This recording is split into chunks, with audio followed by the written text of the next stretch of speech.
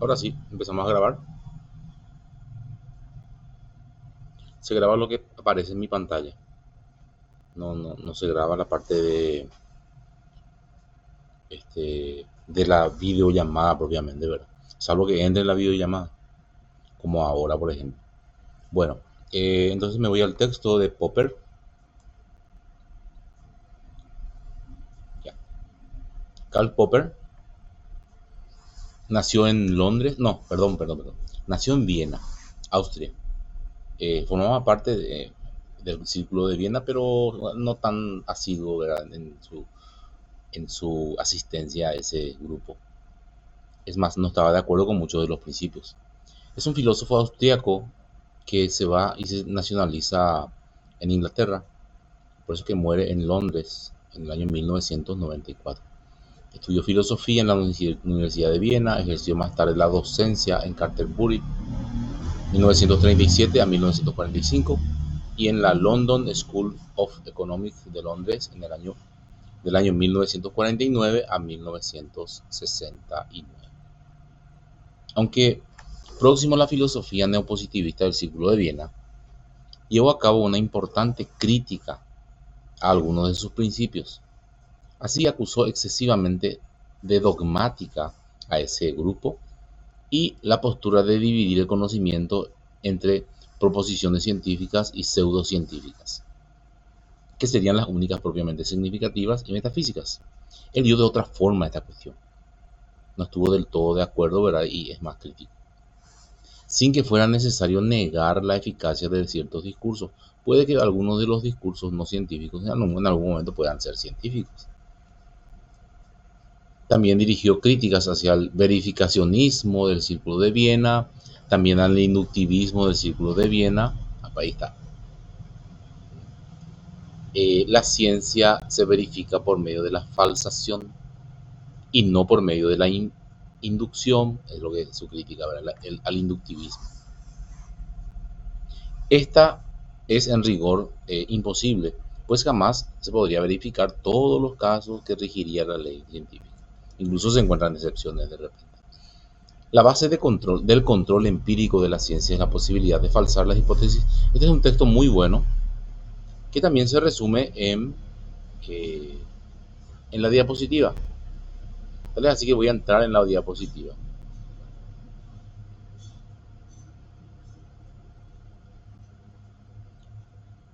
Diapositiva del curso. Ahí está.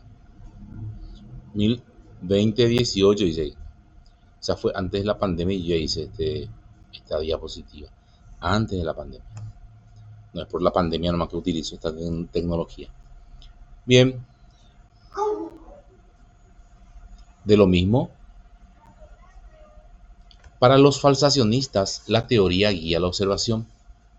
O sea, cuando el científico se va a hacer una observación, lo hace ya en base a una teoría.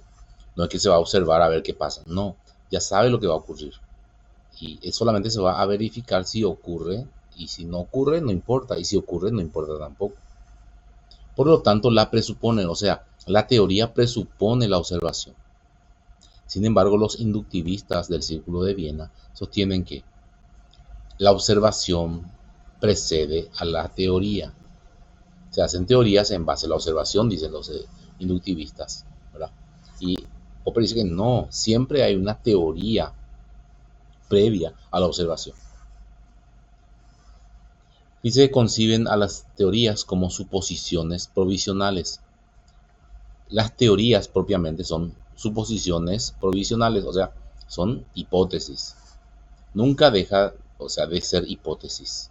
Las teorías para Popper son hipótesis, dice un conjunto de hipótesis, dice. Y hipótesis carece de valor de la verdad, de la verificación. Es válida hasta tanto sirva, hasta tanto no se encuentre, o sea, hasta tanto se encuentre una mejor. Cuando se encuentra una mejor, la desplaza. Y todas las teorías son tendientes a ser falsadas. Y todas son falsables. Todas las teorías científicas y métodos y principios y leyes son falsables, dice Popper. ¿Qué quiere decir esto? que en cualquier momento va a ser falsa. Y cuando es falsa, se descarta. Dice, conciben las proposiciones provisionales, que deberán ser corroboradas por la observación y la experimentación. De no pasar la prueba, habrá que refutarlas, o sea, rechazar y reemplazarlas por otras. Si bien no se puede decir que una teoría sea verdadera, propiamente verdadera, porque no existe tal cuestión, sí se puede afirmar que es la mejor que se tiene. Por eso es que se usa, porque es la teoría vigente. Puedes pensar nomás en las vacunas, por ejemplo, cuando salen para un cierto virus, una enfermedad, y esa vacuna no es eterna. Esa vacuna va a ser reemplazada cuando se encuentre una más mejor, una más eficaz. Es el ejemplo de la pandemia. Entonces, esa vacuna que es la teoría, que es la verdad, en su momento, ¿verdad? Cada año se va mejorando. Por ejemplo, la vacuna contra la viruela, la primera que salió, no es la actual. O sea, a mucho ha cambiado, es mejor, ha mejorado. Pero ¿qué pasa? Que también los virus no se quedan atrás. Los virus se van perfeccionando también. ¿Y cómo se perfecciona? Justamente con la utilización de los medicamentos. O sea, cuanto le das más medicamentos, entonces este se vuelve más resistente a ellos. Y es más fuerte. Y vuelve con más fuerza. Bien, la ciencia avanza en virtud de conjeturas y refutaciones. La ciencia considera como un conjunto de hipótesis. La ciencia es un conjunto de hipótesis que deberán ser probadas para explicar y describir o describir aspectos del mundo. Si bien no todas las hipótesis pueden hacerlo, todas deben ser falsables. Ninguna hipótesis puede creerse una verdad, y mucho menos una verdad absoluta o eterna, es decir, susceptibles a ser falsadas.